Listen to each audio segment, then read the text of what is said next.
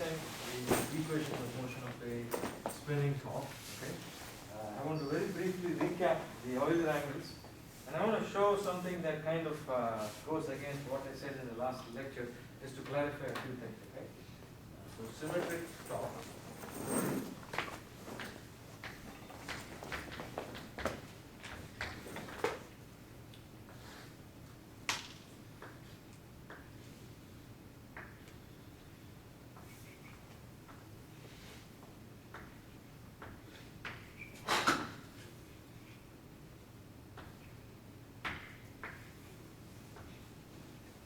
X, Y, and Z. So first thing to understand is that this X, Y, and Z that I have drawn here, this is a fixed coordinate, right?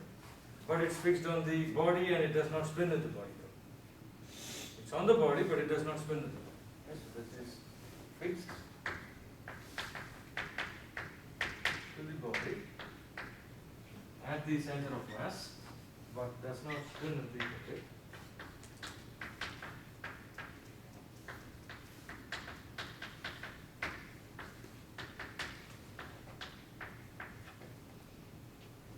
And we said that we can have a sequence of angles that will help us understand how the spin of the top proceeds. And these are called the Euler angles. And I'll very briefly rehash that sequence because I need the matrices today. Okay, so I'll not draw the top, I'll just draw only the axis. So I have X, Y, and Z. And these unit vectors are Ex, Ey, and Ez along these axes.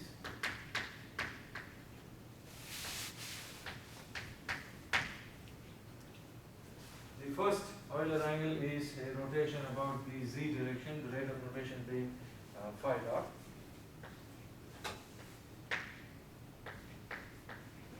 And so this gives us a coordinate system which I call as the double prime system. So this was E3 double prime, E1 double prime, E2 double prime, and phi, and phi. Okay, so this was the first rotation. And about the three axes.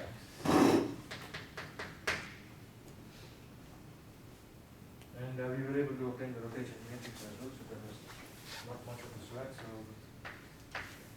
E1 double prime, 2 double prime, 3 double prime was the following matrix. Phi, sin phi, sin phi, cosine phi.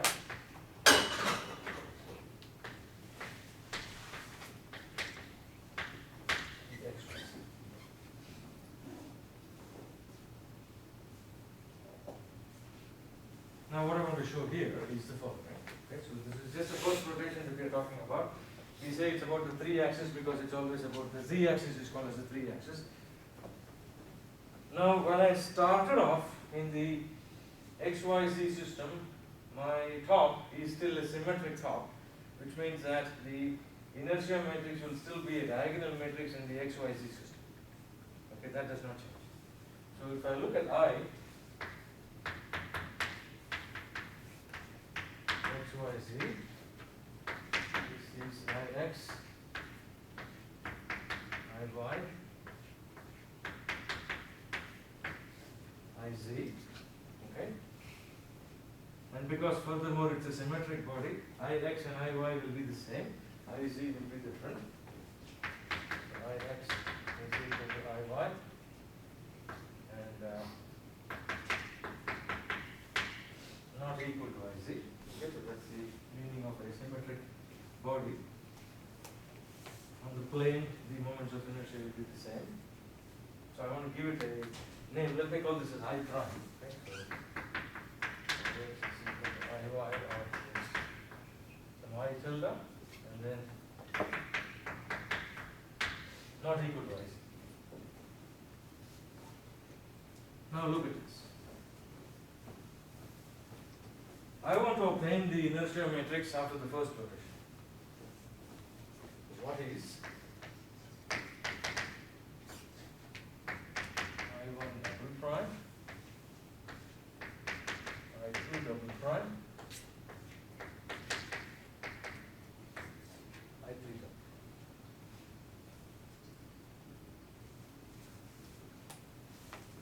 How to obtain it is by the following, and once again this is after simplification from I tilde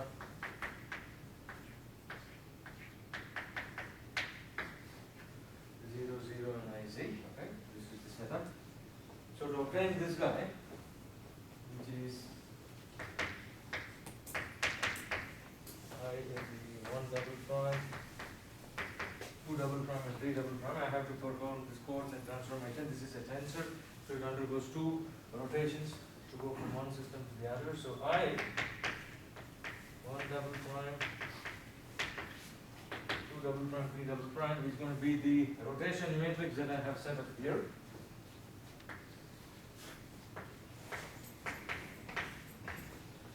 This is for the first rotation, so this is R1. This is R1.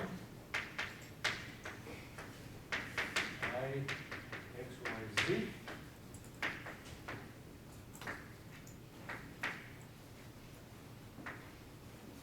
R1 transpose. Okay, this is by what we have decided earlier on, that this is how the moment of inertia matrix will transform. Okay, orthonormal transform. This is going to be slightly painful. I'm going to do the matrix multiplication. 3 of them. Okay. Let me start off with these two first. And instead of writing cosine and sine, I'll write C and S for cosine and sine. Okay.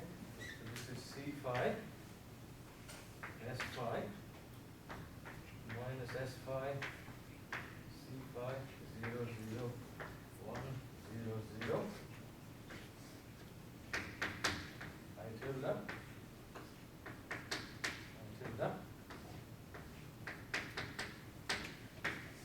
I see.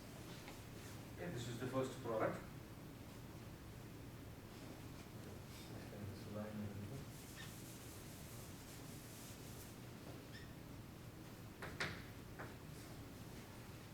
This will end up being the following. So matrix multiplication. So cosine phi times I tilde. Then I'm going to have sine phi, I tilde, and then 0, that's the first row. Second row is minus sine phi, and so on. So regular matrix multiplication.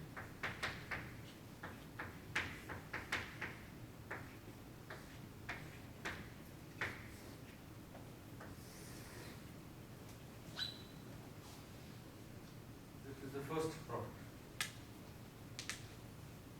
That'd be an IC in the lower right. Oh, I see it. Thank you. Okay. Now I take this one and multiply it with R1 transpose. Okay. So I'm going to take this guy. With the permission I'm going to rewrite it.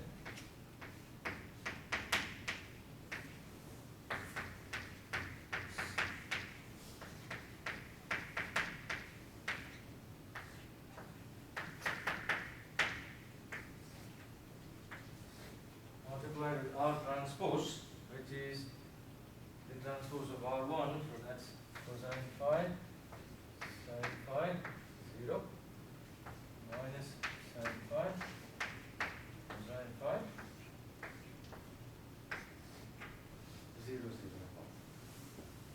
So that's the next product. Product of this.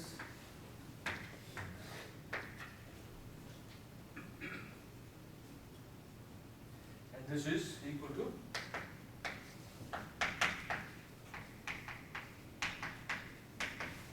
one double prime, 2 double prime, 3. Okay. If I do this,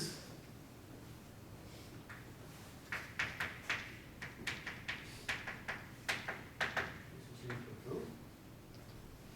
cosine phi I tilde times cosine phi cosine square phi I tilde, then do the rest of them. So this is C square phi I tilde plus S square phi I then the second entry is minus CS phi I tilde plus CS phi I tilde cosine times sine times cosine phi times sine times phi. The third entry is 0.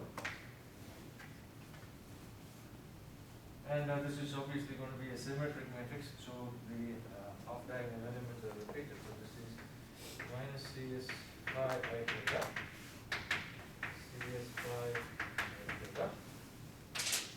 Then I'm going to have sine square phi plus cosine square phi.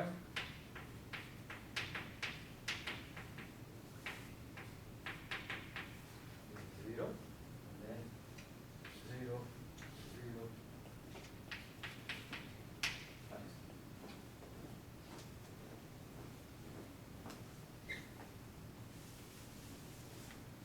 Shouldn't have erased it, but it's okay.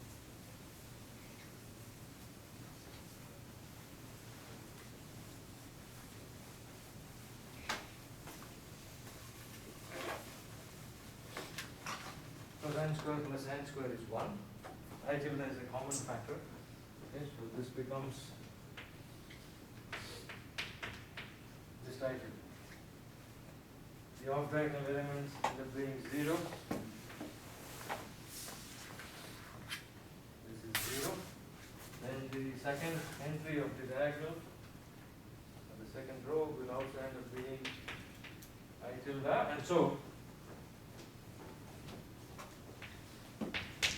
I 1 double prime, 2 double prime, 3 double prime is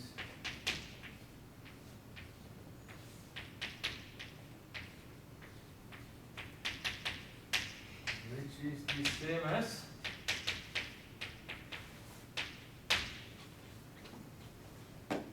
XYZ.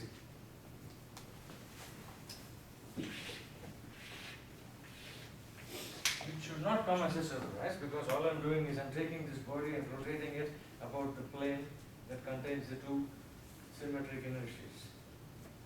Okay? The issue is this. Because of the fact that this third moment of inertia value is not the same as the other two, if I do an off-plane rotation, then the moment of inertia matrix will change. Okay, so to prove this point, let's do the second rotation.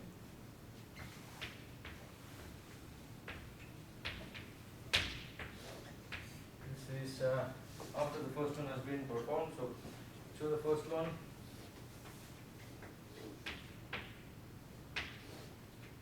This was x, y, z. First one was d3 double prime. 1 double prime, 2 double prime,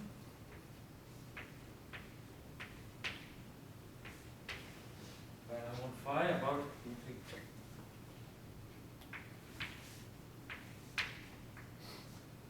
The second rotation was to take all of this and rotate it about the E1 double prime direction by an amount of theta, and the rate of rotation being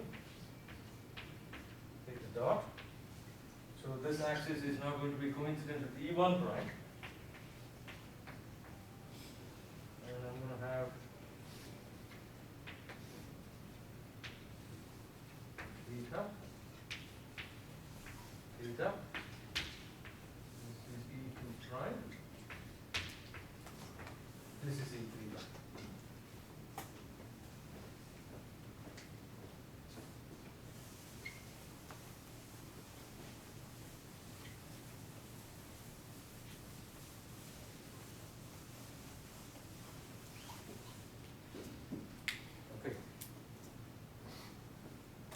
We have E1 prime, 2 prime, 3 prime is 1, 0, 0 cosine theta sine theta.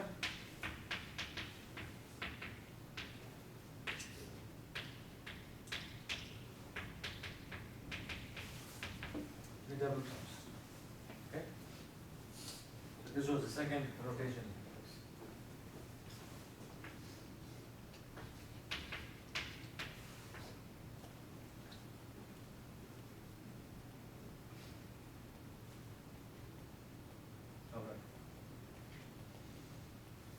And the third rotation, of course, will be taking place about the E3 prime direction. And what we will figure out is that if I look at the moment of inertia matrix I in the 1 prime, 2 prime, 3 prime system, this will not be the same as that. Okay? And this does not matter whether the body is symmetric or not. This is because the rotation is now taking place off plane. Okay? And I'm not going to go ahead and do this again. This is just matrix multiplication. But the saving grace for us is that, okay, the last rotation is performed about the E3 prime direction. So this is psi dot, which means that I'm just going to take E1 prime and E2 prime and rotate it about the plane containing E1 prime and E2 prime. And so that is just going to be E1, E2, binomial psi. Okay, so they are all in the same plane. E1 prime, E2 prime, E1 and E2 are all in the same plane.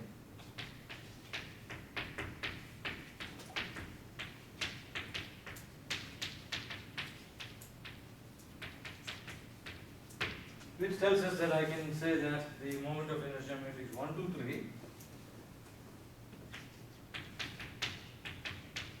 is equal to 1 prime, 2 prime, and 3 prime. So as long as you're looking at rotations in the same plane, the moment of inertia matrix, the principal moment of inertia matrix will not change. Okay? So which is why one can interchange between using I1, 2, 3 versus I1 prime, 2 prime, 3 prime in the kinetic energy equation. And I had misspoken last time that you could also use this, but you cannot do that. You cannot use the 1 double prime, 2 double prime, 3 double prime in the kinetic energy equation. You can only use either 1, 2, 3 or 1 prime, 2 prime, 3 prime. And that's because our last rotation is on the plane that contains all of them together, but this plane does not contain the double primes. Okay? So this tells us that kinetic energy F m v g square omega transpose 1, 2, 3 I 1, 2, 3 omega 1, 2, 3, and instead of 1, 2, 3 I can substitute 1 prime, 2 prime and 3 and replace it.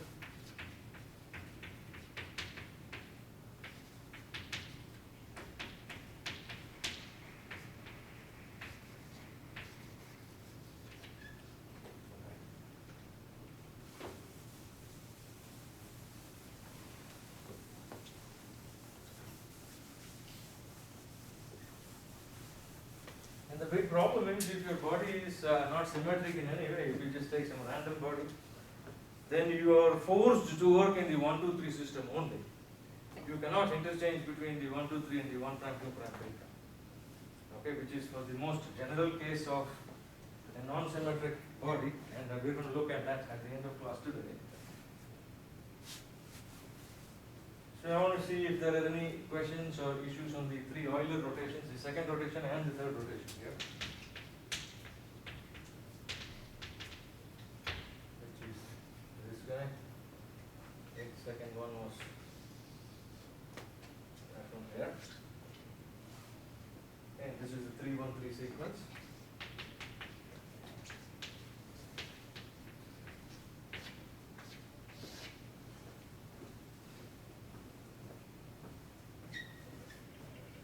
And we wrote down the expression for the angular velocity, omega. This is written in the Euler basis, the 3-1-3 basis. This is written as phi dot in the z, theta dot, E1 double prime, psi dot, E3 prime. There are multiple ways of writing this. I'm just going to succinctly say that EZ is identical to E3 double prime. E1 double prime is identical to E1 prime, they're the same, and E3 and E3 prime are the same.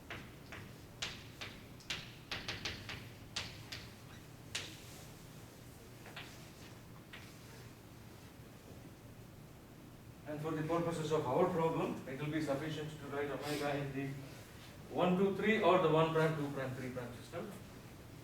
I'm going to write down directly the expressions. These are just transformations. Is it fine with everybody if I just write down the expressions for omega eventually, without going through the matrix multiplication? So it will be very painful if you want me to do it. I think for all of this sanity here, so omega 1, 2, 3, which is omega 1, omega 2, omega 3. The column vector, this has the following entries. It's phi dot sine theta sine psi, okay, plus theta dot cosine psi. Then I'm going to have phi dot sine theta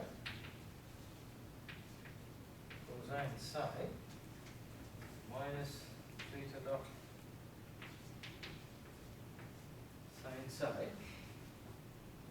It is interesting to note, look at this, if I differentiate with respect to psi, this just gives me omega 1 as a negative sign. Okay, if I differentiate this with respect to psi, this becomes a cosine psi negative.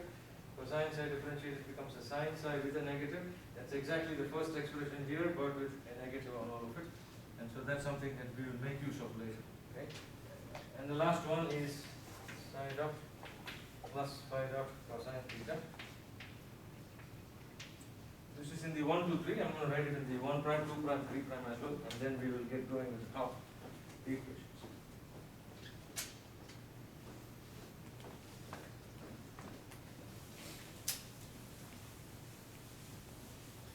Just a brief summary. Okay. So use 3, 1, 3 sequence. You can use any kind of a sequence as long as it's 3 successive rotations, no 2 of them performed in the same direction successively. And then we can work in the 1, 2, 3 or 1 prime, 2 prime, 3 prime without any loss of generality, because those two moment of inertia matrices are the same. And omega 1 prime, omega 2 prime, omega 3 prime. I believe we did this last class itself. So these are written as the following. It's theta dot, then phi dot sine theta, psi dot plus phi dot cosine. Okay.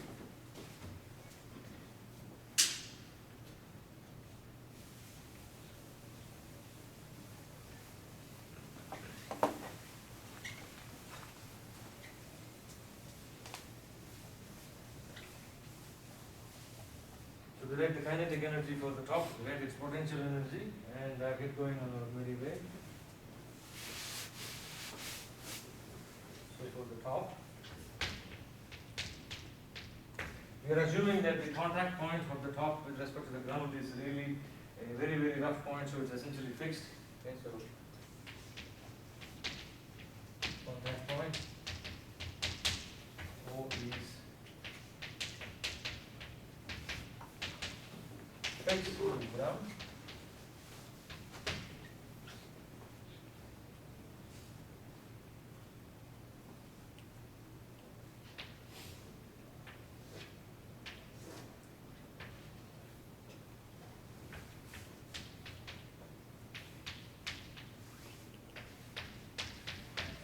I'm going to draw a line sketch of the top. So what's going to happen is that this is the center of mass, of course. This is G. This is the point O. This is the distance L, okay, which is the distance from the fixed point to the center of mass of the top. Now, based on all these rotations that will take place, essentially, eventually,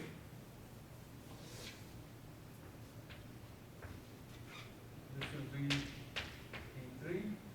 The center of mass will have rotated by an amount of theta. Okay. So this will be G. Distance from O to G is still L. And if this is theta, then I have that as L cosine theta. This is L. L cosine theta, here is the top, if you will.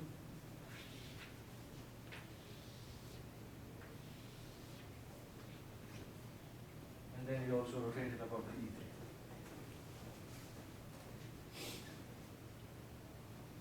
And we're looking at everything from the ground onwards. So if you have some kind of base coordinate system on the ground, the datum is the ground and the height of the center of mass on the datum is L times cosine. Which is L cosine theta. Height of center of mass G.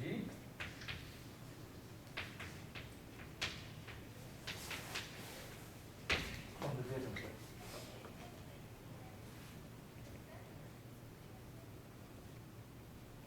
And this is E3 or E3 prime. Is the same.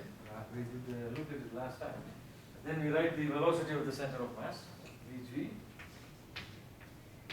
is velocity of the point O, and then you're going to have omega cross r. This is omega cross rg/O. This is typically how we write it in ME 2030. We looked at it the other way as well last time, so I'm not going to go over it. This is 0. Okay, this is a fixed point. Omega cross r, depending on which system I'm going to write r in, I can either use omega 1 to 3 or 1 prime 2 prime 3. Okay, so Vg is omega 1 prime, 2 prime, 3 prime crossed with, and I'm going to say that Rg/O is L in the E3 prime direction.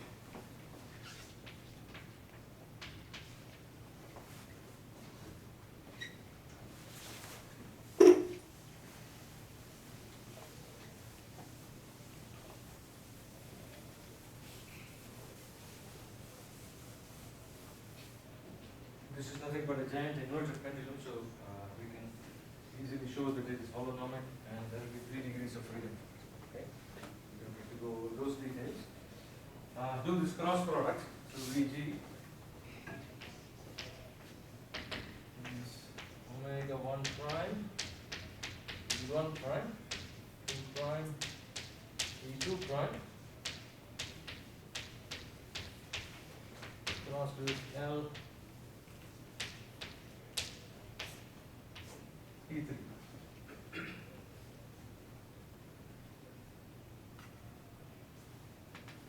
We have a triad,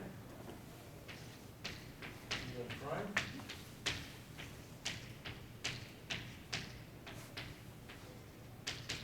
E2 prime and E3 prime. So Vg will end up being the following. L is a common factor. Okay. Omega 1 prime, E1 prime cross E3 prime is minus E2 prime, so this is minus L omega 1 E2 prime.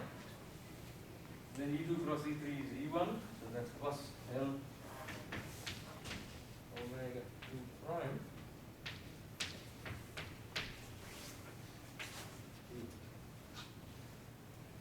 And these are omega 1 primes.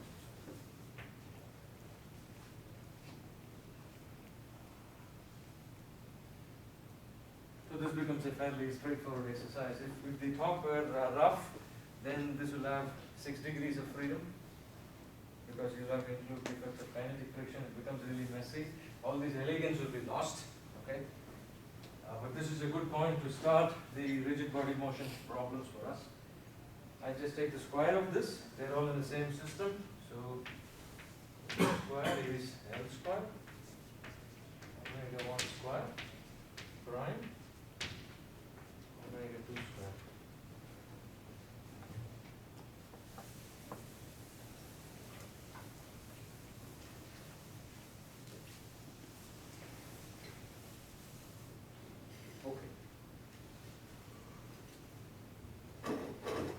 kinetic energy, potential energy, everything will be written now, and then all we have to do is keep differentiating. So this becomes fairly, kind of one-dimensional, pardon the pun, it's a three-dimensional problem, but it becomes fairly boring once you write the kinetic and the potential energy. But to get there is the big problem, and we are there, and this is something of a template that can be repeated for any kind of a rigid body. So that's an advantage. So T is half m G square. You can use the I prime system. So half I1 prime omega 1 prime square I2 prime omega 2 prime square I3 prime D prime square.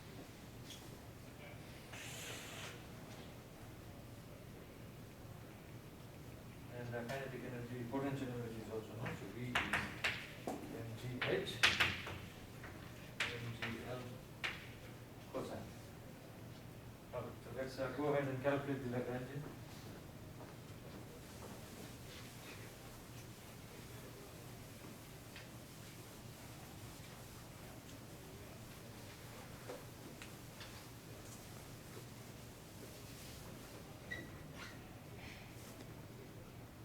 So, Lagrangian L is T minus 3. I'm not going to do the substitutions of omega 1 prime, 2 prime and 3 prime so far. We'll wait until the end. So first is Vg square. So this is half m L square omega 1 prime square 2 prime square.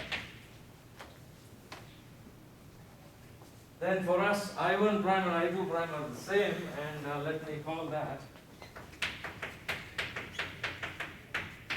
is some I. Okay, so some value. So this is now going to be half I prime, I1 prime and I2 prime are the same, so I prime is a common factor. So this is omega 1 prime square and omega 2 prime square. Plus I3 prime is, let's call it as I3, doesn't make a difference to us.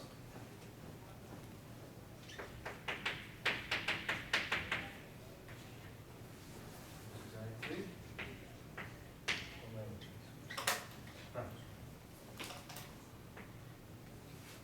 omega 3 and omega 3 prime are actually the same if you look at it, so there's no loss of generality in saying they're the same. I see common factors, omega 1 prime square, omega 2 prime square, so L is half ml square plus I prime, and this is omega 1 prime square plus half, and this is minus mgl cosine theta, something like that.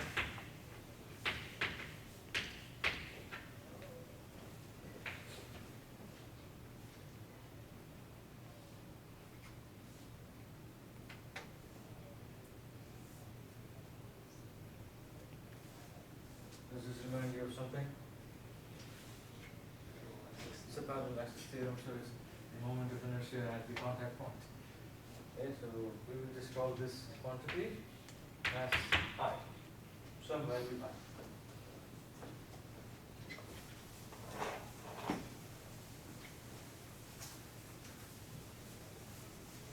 And so L is half I omega 1 prime square, omega 2 prime square. I'm going to do the substitution, so that's theta dot square plus phi dot square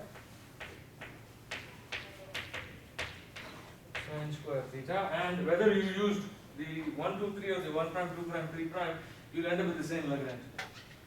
Does not make any difference. So this is lesser work plus half I3 psi dot plus phi dot cosine theta square minus mgm cosine theta.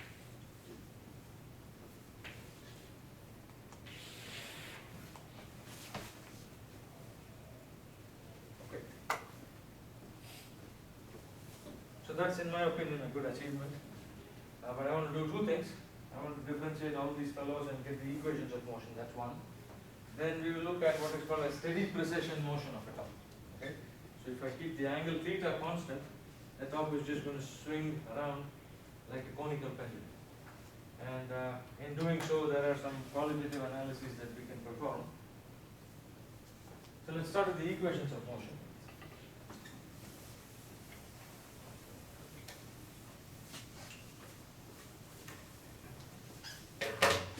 So first one, in the phi direction, we write Lagrange's equations. There are no non-conservative forces here. We are not including any of these configuration coordinates. These are all generalized coordinates. Now, the Euler angles become the generalized coordinates in this problem. So it's a purely holonomic system. So I have d by dt, dl by d phi dot is equal to dl by d phi. Lots of terms containing phi dot. So we will have to do the differentiation very carefully. So this is d by dt of first dl by d phi dot. So the term containing I has a phi dot square, term containing I3 has a phi dot with a whole square on it. So this is going to be I times phi dot sine square theta. That's the first one. And then I'm going to have I3 times psi dot cosine theta times cosine theta.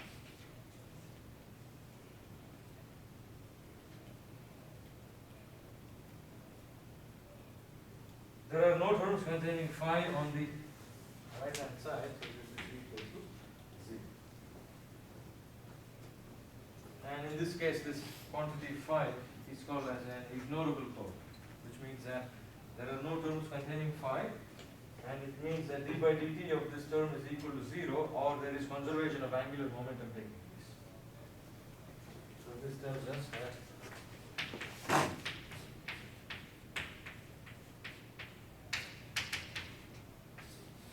and if you recall from Lagrange's equations, this is similar to writing some kind of a force balance using using Newton's law. So this is d by dt of some momentum quantity is equal to either some sum of forces or sum of moments. So in the case that you have phi, which is an angular generalized coordinate, this is going to be the rate of change of the angular momentum of the body. And this is going to be the net sum of the moments. These are 0, and in this case, this quantity phi has a special name. It's called as an ignorable coordinate.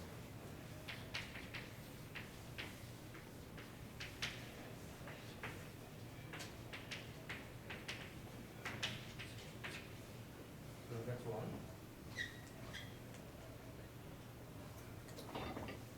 Then I have this onerous task of differentiating this guy. With your permission, shall I just write out the answer? This is just differentiating each and every quantity inside, so it does not do much for us. So here is the equation in the phi direction. Well, I actually took a shortcut. And I said that this quantity inside, if d by dt of that quantity is 0, this quantity inside is a constant. So I just wrote it that way. Okay, so this is I times phi dot sine square theta plus I3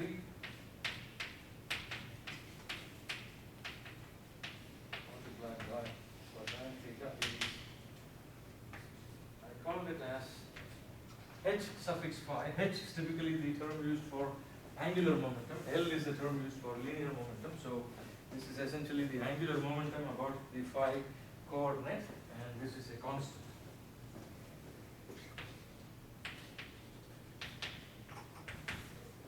Two more and we should be done with this problem.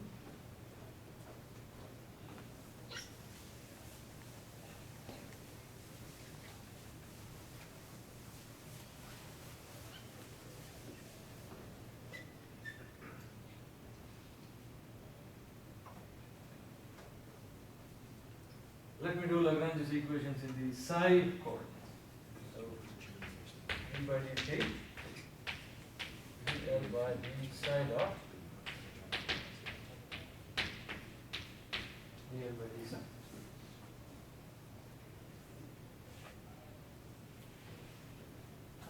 Obviously, there are no terms containing psi in the Lagrangian, so dl by d psi is also 0. So that's another ignorable coordinate. So this is 0.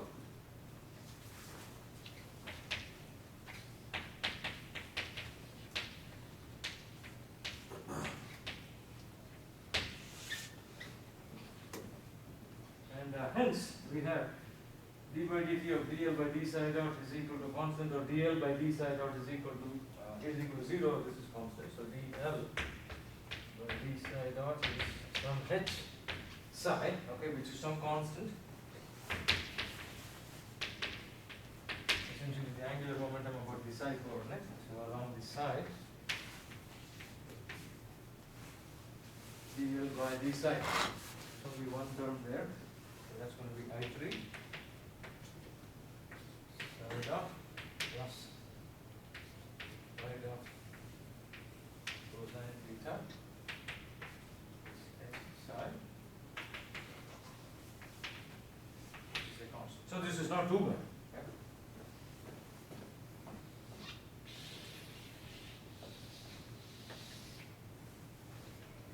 Last equation of motion.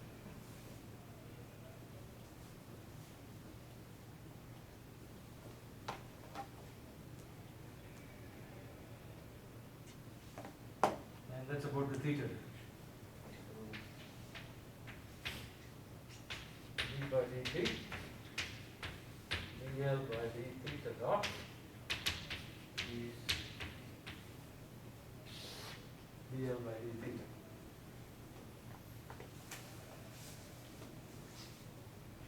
Okay. So if I have a situation of this kind, I see from the Lagrangian that there are several terms containing theta, and this is going to be a fairly painful differentiation. Okay? Just do it very briefly. So d by dt of terms containing theta dot, which is only one, so that's I times theta dot, and that's equal to all of the other terms containing theta. So this is going to be I times I dot square sin theta cos theta. That's the first term containing theta. Then mgl cosine theta, don't forget, that's plus mgl sin theta.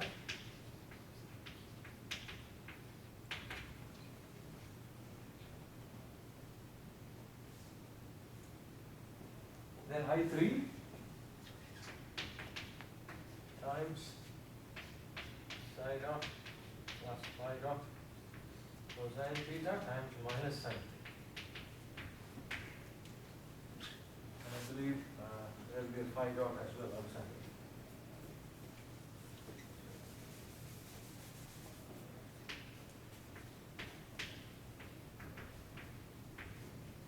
Phi dot sin theta will be negative.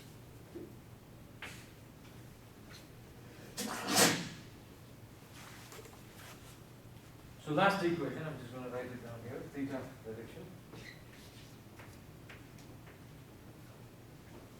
Let's copy it from original. So this is I sin theta cos theta, and that's the first one there, so that's going to be phi dot square minus I3 phi dot plus phi dot cos theta phi dot sin theta plus mgl sin theta is equal to theta.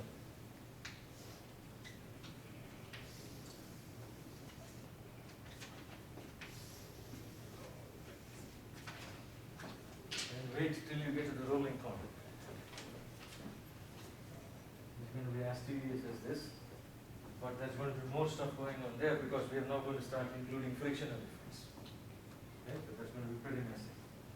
If you're already bored, you may want to leave.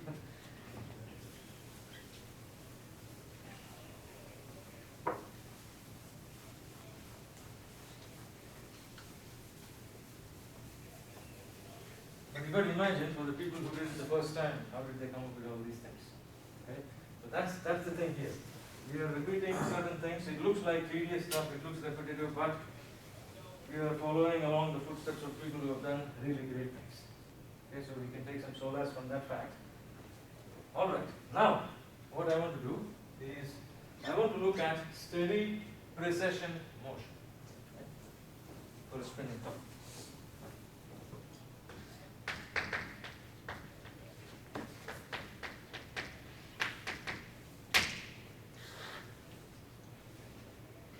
Which essentially means I'm looking at, if I say that this is the vertical axis of the top.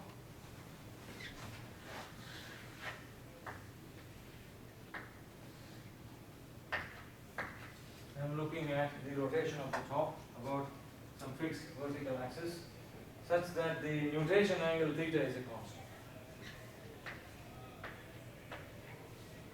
Theta.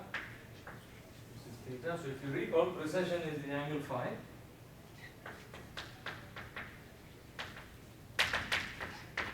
Rotation is theta. Spin is psi. So I'm not saying that theta is 0. If theta is 0, then this becomes a degenerate top because psi and phi will coincide and become 1 with each other. Theta is a fixed quantity and I'm looking at steady precession. Theta is a constant, which implies that theta dot is 0, theta double dot is 0. This is for steady precession.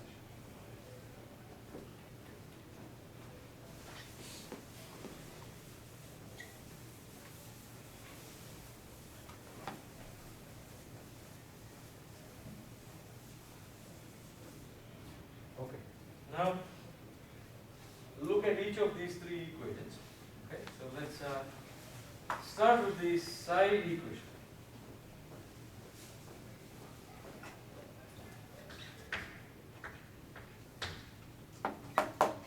You see the I3 times psi dot plus phi dot plus theta is h psi, which is a constant.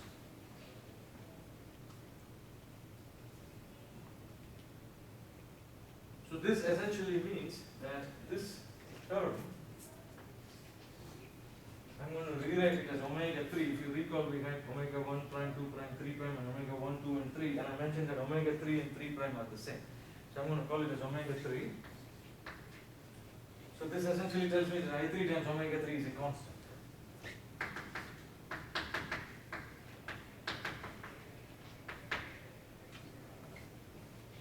Okay, so that's one thing that we can glean from this equation. I've still not made use of the fact that theta dot is 0 and so on, so but we will do that very soon. Look at the phi equation.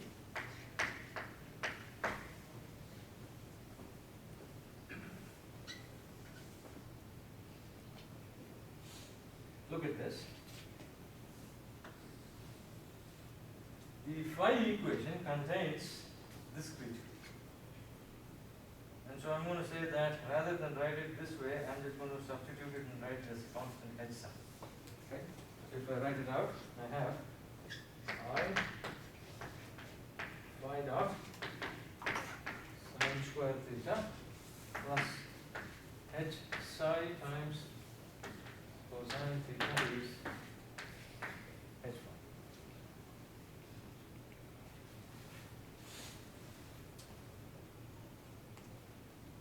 What do I gain from doing this? So this is a constant. This is a constant. Theta is a constant, so cosine theta is a constant. Sin square theta obviously is a constant. And I is also a constant, which tells me that phi dot is a constant. If everything else is a constant.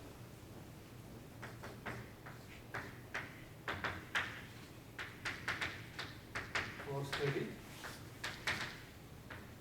precision.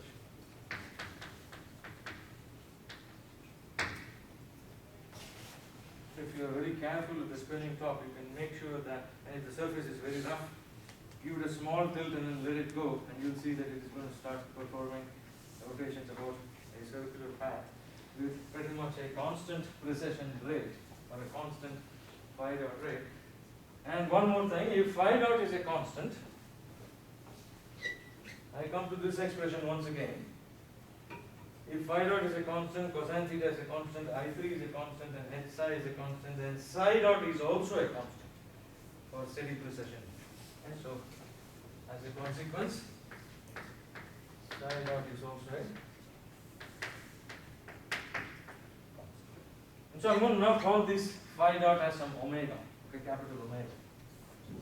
Call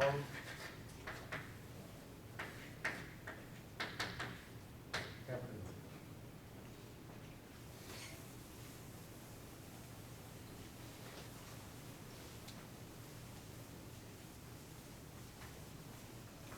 Should not have erased the theta equation of motion. So I'm going to look at what some of you have it, so you can take a look at it. From the theta equation of motion, I have the following. Okay? Wherever I have a phi dot, I'm going to substitute an omega. So this is going to be I times sin theta cosine theta. There was a phi dot square, so that's omega square. Then I'm going to have minus I3 times psi dot plus cos theta phi dot, which I wrote as omega 3. Okay, so that's that feature coming out there. Multiplied by phi dot sin theta, so that's omega sin theta, plus LGL sin theta.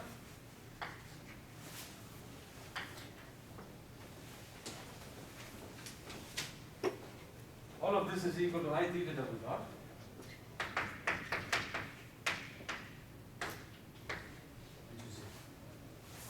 Theta is a constant.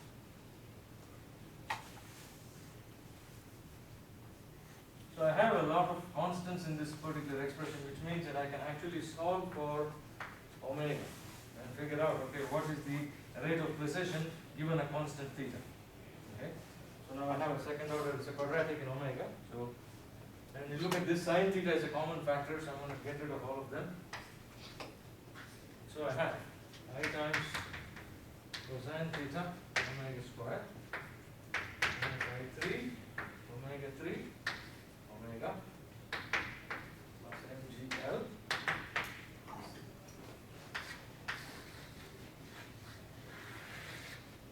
So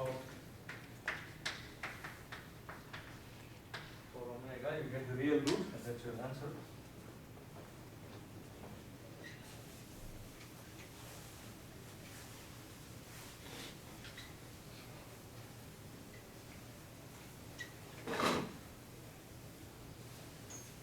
So that's the end of this particular problem for the spinning top. Okay? And I will be revisiting that particular equation after going through some other stuff today and next week Tuesday. So we will come back to this.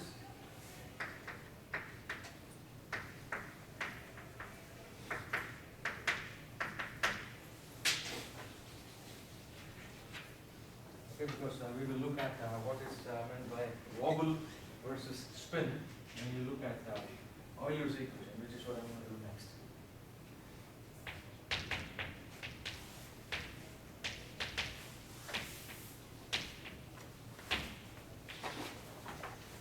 Okay.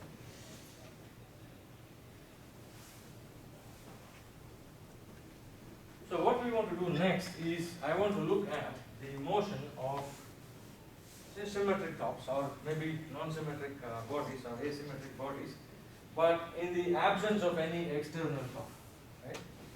So we would like to look at obtain the, and I am typically concerned only with the rotational equations.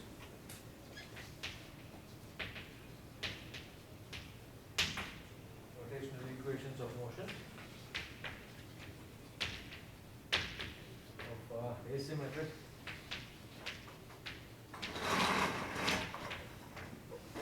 meaning I1 not equal to I2 not equal to I3.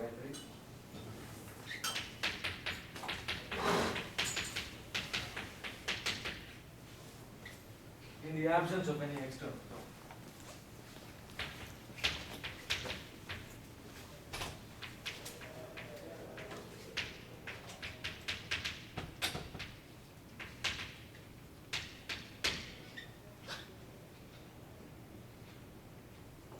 And these are called as Euler's equations. They are also equally important, typically in the study of satellites and so on, because satellites typically can be brought to a point where there are no external torques acting on it. And at these points, they're called special points, they're called the Lagrange points. At a Lagrange point, a satellite, if it is given a spin, will continue remaining in the same state of spin all the time. And that's typically what your James Webb Telescope is doing. It is being brought to a Lagrange point in space, where the effects of gravity are essentially cancelled out, and so you give it a small spin, it will remain spinning, and it will do so without any loss of energy. It's very, very nice and very beautiful, and you will see that these are the equations that are used. Or you know.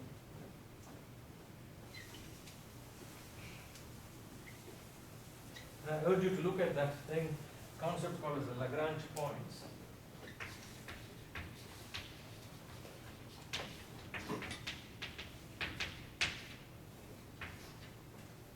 Right, so to obtain Euler's equations, we are essentially looking at torque-free motion. And we know that the kinetic energy, the total kinetic energy of a body, can be written as the translational plus the rotational. So T translational plus T rotation. Okay.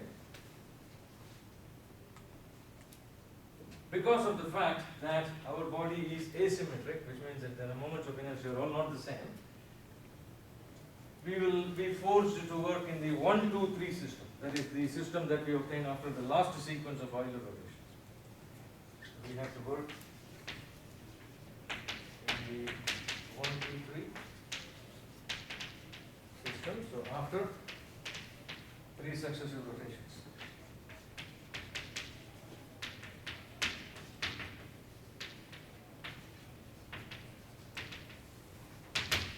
After 3 successive Euler rotations.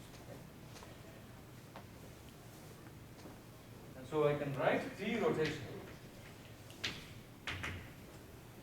Forget T translational, and you will see why we are not interested in that. T rotational is just half I1 omega 1 square I2 omega 2 square I3 omega 3 square. And T translational is half mv square if you want.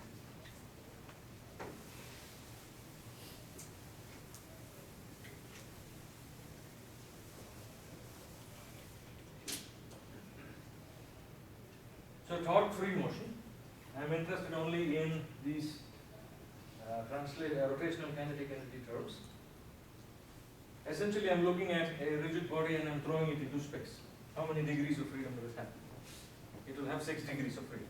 There will be 3 rotational coordinates, 3 translational coordinates.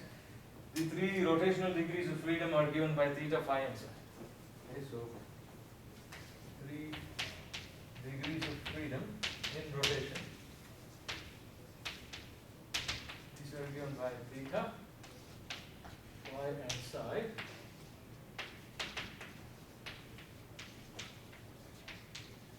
These are your Euler values. And of course 3 more translational, but I am not really interested in it. Okay.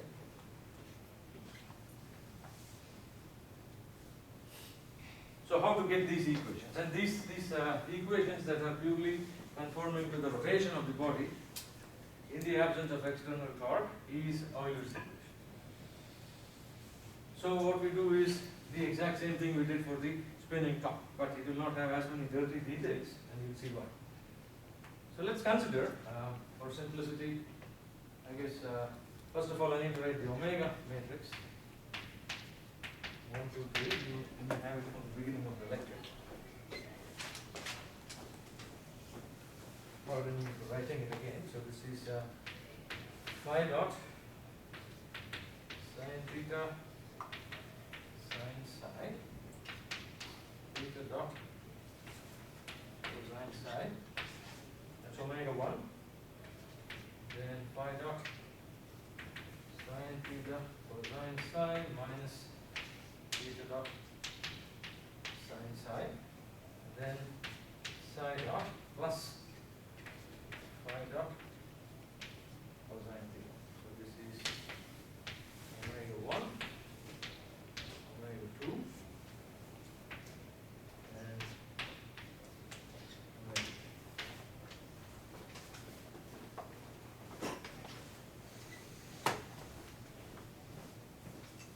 Keep that there.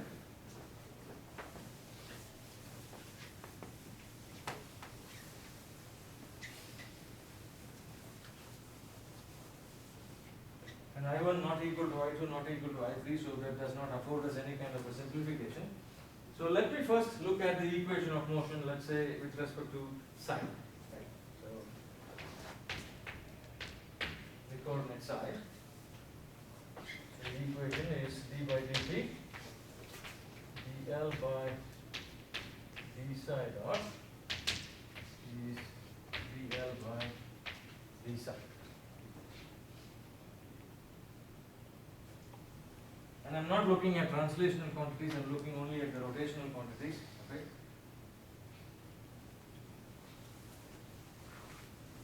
We can very well see that if I look at the Lagrangian, L is T minus V, only the kinetic energy is going to be a function of psi.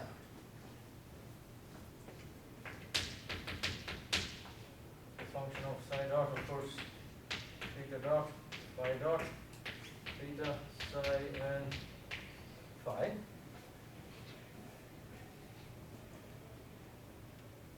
And if I essentially write the Lagrangian, I'm looking only at the rotational kinetic energy, which means that the potential energy is not going to be a function of psi. Right? It's going to be a function only of theta, if at all I bring in gravity. So L, V is independent of psi. So this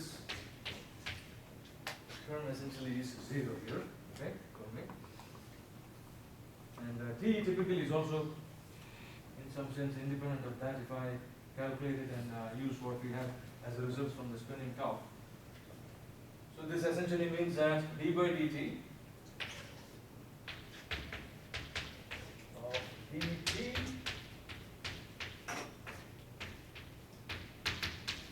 rotational by d psi dot is equal to 0. Once again focusing only on rotational motion, not on the translationary motion. If I look at the rotational kinetic energy, that's going to be a function of psi dot. And so this is essentially the truth here. And if I go ahead and do this, I end up with the following. So I'll keep this here. And I'm sorry, I shouldn't have cancelled this out. This is going to end up being dt rotational by d psi, okay, because it's still a function of psi, but we don't have any gravitational terms there. We're looking at pure rotation about the center of mass. Okay, so in that case, we have this as dt rotation by d psi.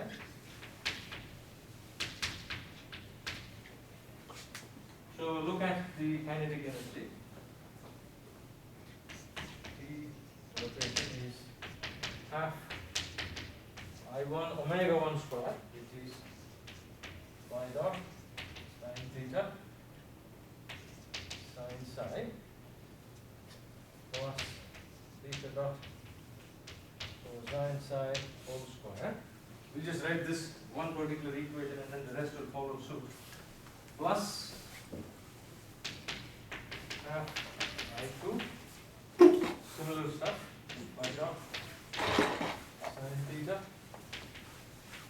cosine psi, and theta dot sin psi.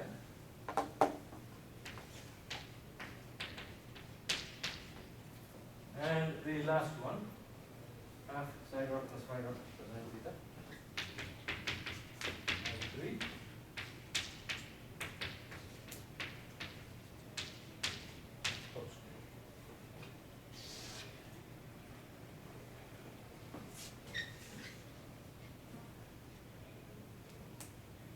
Just one differentiation. We will then say that the rest of them will follow a similar pattern, and you'll see they follow a very nice pattern.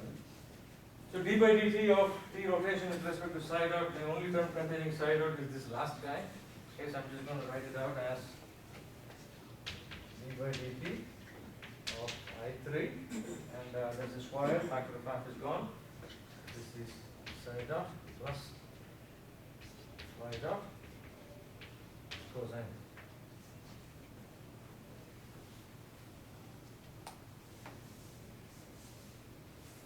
Couple of differentiations on the other side, a little painful, but we will do it once.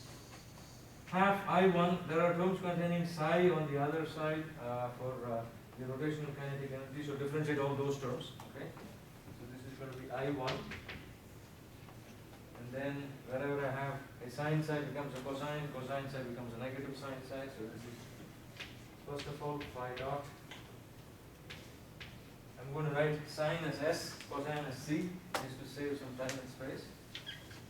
S psi plus theta dot C psi multiplied by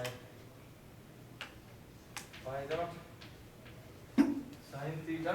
I have a sine psi, so I have to do the differentiation of that. That becomes a cosine psi minus theta dot sine psi. That's one.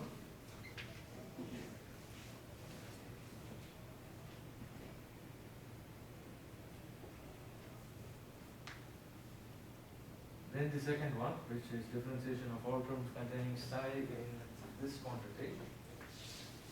It will look very similar to this one. Okay? So this is plus I2. There was a square that was missing. I'm sorry. This is a square. That is phi dot. Then I have S theta C psi minus theta dot S psi multiplied by minus phi dot S theta S psi minus theta dot C psi.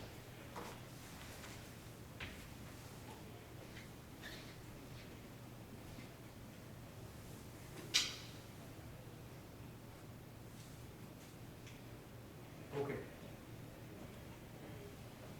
This is almost brutally physical, writing it out every time. I do it every once a year. It's my workout. But what's this very interesting thing?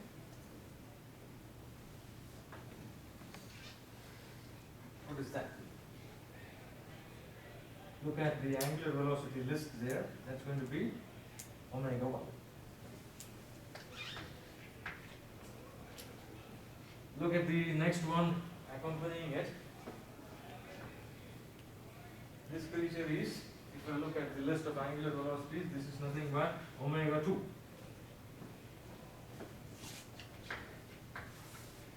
And likewise, if I look at the bottom creature here,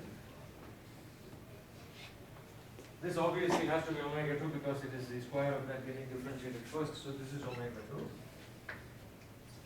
And watch this. I'm going to take all these negative signs and pull them out and add them on here. So this all becomes a positive. This becomes a negative. And that term there is nothing but omega 1. And this term here is omega 3.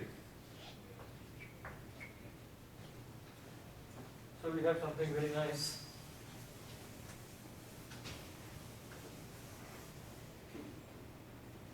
D by dt of I3 omega 3 is equal to omega 1 omega 2 is a common factor, I1 minus I2.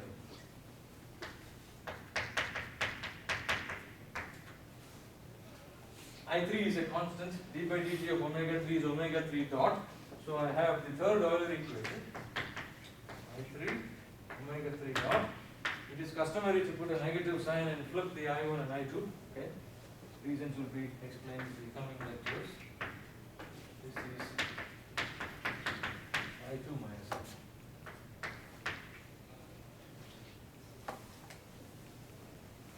The way to remember it is the following.